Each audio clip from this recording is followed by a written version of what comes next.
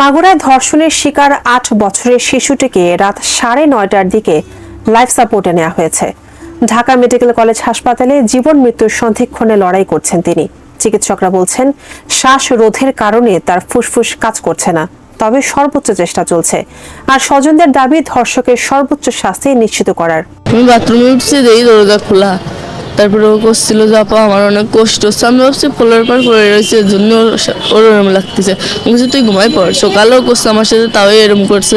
ভাই দরজা খুলে দিচ্ছে, কিন্তু ভাই ওসে কিছু কই নেই, মানে কথা কথি পারতেছে না, অনেক কষ্ট হচ্ছে। আমি বুঝতেছি, আমি যে মাকে কাছে ফোন দেবো, ফোন টোন কেউ কিছু দিতে দিইনি।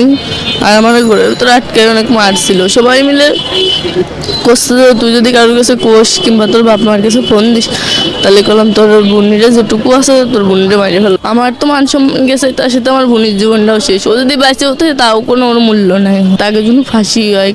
এদিকে বিএনপির ভারপ্রাপ্ত চেয়ারম্যান তারেক রহমানের নির্দেশে শিশুটির চিকিৎসার খরচ সহ দেখাশোনার দায়িত্ব নিয়েছেন ঢাকা মহানগর দক্ষিণ যুবদলের সদস্য সচিব রবিউল ইসলাম নয়ন।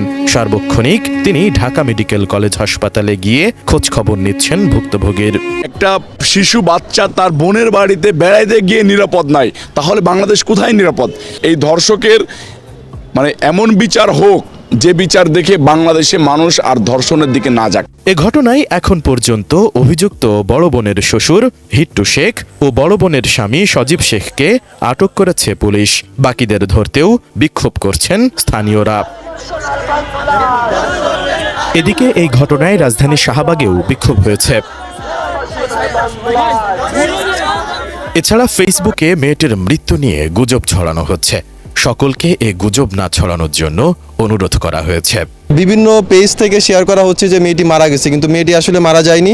মেয়েটি আইসিইউতে আছে, তো সে জীবন মৃত্যুর সন্ধিক্ষণে আছে। আপনারা সবাই তার জন্য দোয়া করবেন।